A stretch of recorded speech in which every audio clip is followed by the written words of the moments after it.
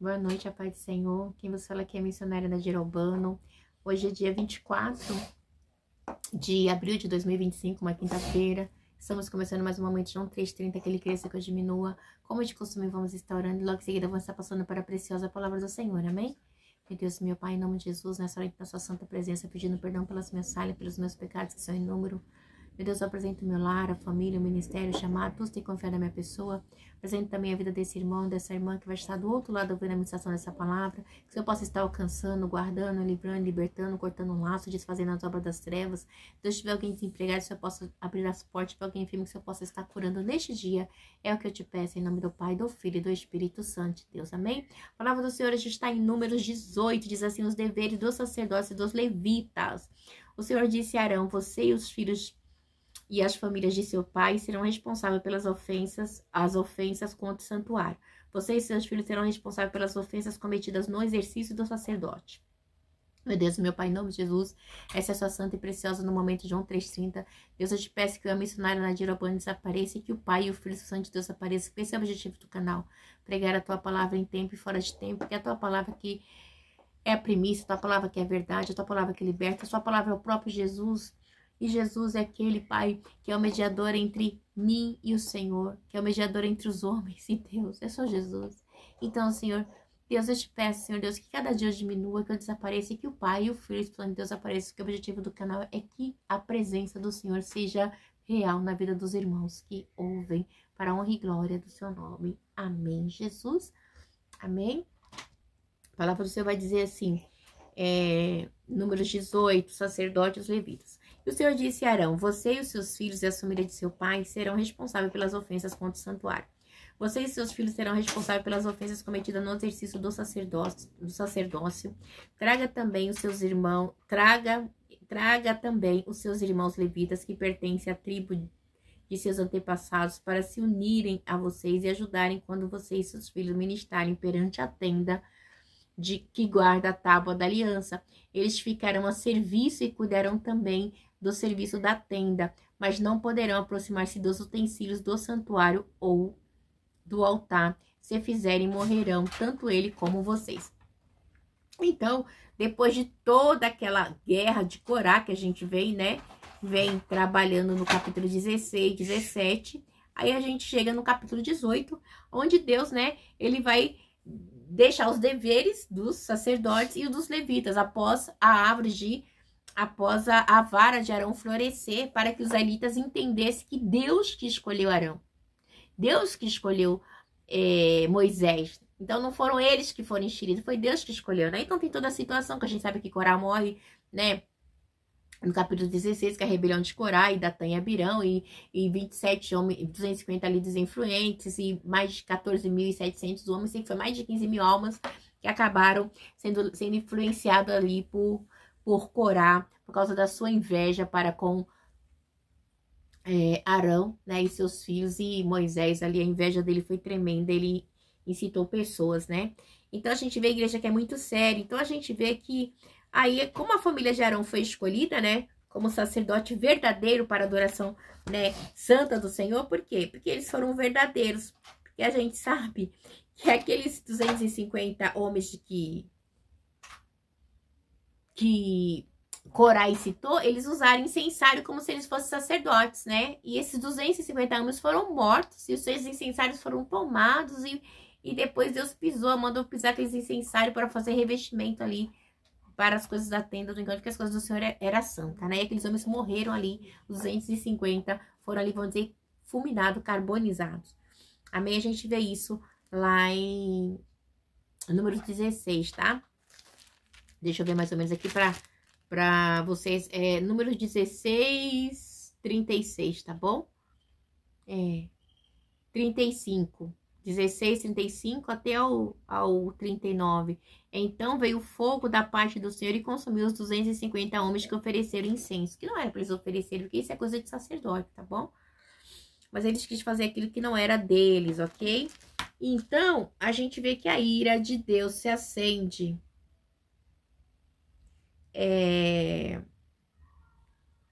O que acontece também, igreja? E aí Deus, ele vem e dá um intimato para Arão, né? Então, e aí, ele diz assim, me chamou a atenção que ele fala assim, traga também os seus irmãos levitas, que pertencem à tribo de seus antepassados, para unirem a você, tribo de quem? Dos seus antepassados, ou seja, porque Corá já era, tá? Para unirem a vocês e ajudarem, quando você e seus filhos ministrarem perante a tenda. Então, eles tinham que ajudar, mas não poderiam chegar perto da tenda, ok? Porque se eles fizerem isso, morrerão, tanto ele como você, porque assim, aí Deus muda a história. Então, ó, olha só, Arão, não é só você, o sacerdote vai morrer, mas os levitas também se encostarem, porque o tabernáculo é santo. E se eles encostarem é porque você deu brecha, tipo assim, tá? No 4, eles se unirão a vocês e terão a responsabilidade de cuidar da tenda do encontro, realizando todos os trabalhos necessários. Ninguém mais poderá aproximar-se de vocês. Ninguém. E aí Deus diz assim, eles quem, né? Os levitas se unirão a vocês e terão a responsabilidade de cuidar da tenda do encontro. É a responsabilidade, tá? Dos levitas, de cuidar da tenda do encontro. Realizando todos os trabalhos necessários. Ninguém mais poderá aproximar-se de vocês. Vocês terão a responsabilidade de cuidar do santuário e do altar, para que não torne a cair a ira divina sobre os israelitas. Por quê? Porque a gente sabe toda a situação que ocorreu, que Deus irou-se contra eles, né? E aí, Moisés e Arão teve que interceder, e Arão pegou incenso e foi interceder pelo povo. Eu sei que a coisa foi grande, viu? Foi feia. Isso aí tá lá no 16 também, do 46 até o 40, vamos colocar até o 50, tá? Que Arão intercedeu pelo povo. Então, a gente vê aqui no 8, vocês terão a responsabilidade de cuidar do santuário e do altar para que não torne a cair a ira sobre os israelitas. Eu mesma escolhi os seus irmãos, os levitas. Olha que coisa linda. Deus fala aqui, ó. Eu mesma escolhi os seus irmãos, os levitas, dentre os israelitas, como um presente para vocês, dedicados ao Senhor para fazer o trabalho da tenda do encontro, né? Então, os levitas se tornaram um presente de Deus. É muito lindo, igreja. Eles falam assim, eu escolhi vocês como um presente, né? Então, Deus mostrando que eles não são qualquer um, eles são um povo especial de Deus, tá? Vamos lá para o 7. Mas somente vocês e seus filhos poderão servir como sacerdote em tudo o que se refere ao altar e o que se encontrar além do véu. Dou a vocês o serviço do sacerdócio como um presente, ok? E qualquer pessoa não autorizada que se aproximar do santuário terá que ser executada. Então, assim, não tem como, tá? Encostou, vai morrer. Por quê? Porque Deus separou os levitas para ajudarem, né? O sacerdote, então é só eles que poderiam encostar, mais ninguém. E aí, igreja, é muito interessante porque Deus ele faz uma separação entre o serviço os deveres dos sacerdotes e os deveres dos levitas, né? Aí fica bem estipulado, porque aqui estava estipulado até então, mas houve toda aquela rebelião de Corá, né? E aí a gente sabe da vara de Arão e a gente sabe que aí Deus ele vem de novo bater na mesma tecla. Então, assim, vai ser assim, assim, assado. Só que detalhe, né? O Senhor fala assim, só vocês agora que podem encostar, mas eles não podem mais. Por quê? Por causa da inveja de Corá. Ele via ali o sacerdote trabalhando, ele teve inveja. Ok?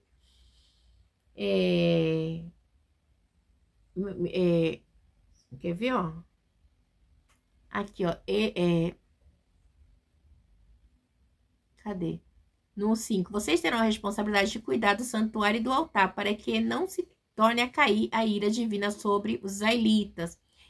Né? Então, Deus ele deixa bem claro, não vai. Aí Deus diz assim, no 7, mas somente vocês e os seus filhos poderão servir como sacerdote em tudo que se refere ao altar e ao que se encontrar além do véu. Dou a vocês o serviço do sacerdócio. Deus deu.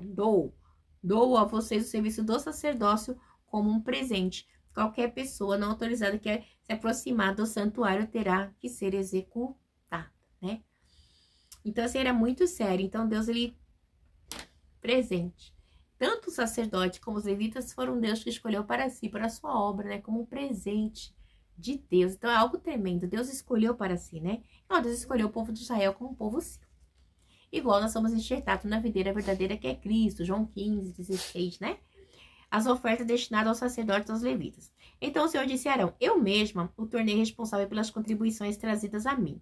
Todas as ofertas sagradas que os israelitas me derem, eu as dou como porção a você e a seus filhos. Eu falo assim, ó. Todas as ofertas, né, que eu receber, eu dou a você e seus filhos, Arão, né? Porque você é o sacerdote, então vai ficar para os levitas, tá? Para os levitas não, para o sacerdote. Das ofertas santíssimas, vocês terão a parte que é poupada do fogo. Olha só, muito tremendo isso, né? Dentre todas as dádivas que me trouxerem. Como oferta santíssima, seja oferta de cereal. Aí, ó, seja oferta de cereal, pelo pecado, da reparação, né? Tal parte pertence a você e a seus filhos. Coma como algo santíssimo. Todos do sexo masculino a comerão, considerando a santa. Então, assim, só os homens poderiam comer, né? Só os sacerdotes e seus filhos homens poderiam comer dos alimentos oferecidos a Deus, tá? Do sacrifício. No 11. Também dou a você e a seus filhos e filhas por decreto perpétuo as contribuições que lhe cabem de todas as ofertas israelitas. Então, todas as ofertas, né? Passa a ser de quem? Dos sacerdotes, ok?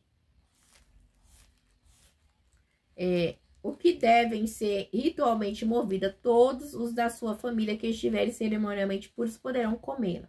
Dou a vocês o melhor azeite, o melhor vinho novo, o melhor trigo que eles apresentarem ao Senhor. Aí, olha que lindo. Como primeiros frutos da colheita, todos os primeiros frutos da terra que trouxerem ao Senhor serão de vocês. Todos os da sua família que estiverem cerimonialmente puro poderão participar. Tudo que em Israel for consagrado a Deus pertencerá a vocês. O primeiro nascido de todo o ventre oferecido ao Senhor, seja homem, seja animal, será seu. Mas você deverá resgatar todo o filho mais velho, como também toda a primeira cria dos animais. Sabe de quem me lembrou aqui? De Samuel. Você lembra que Ana deu seu primeiro filho, Samuel, para o Senhor? Né? Então,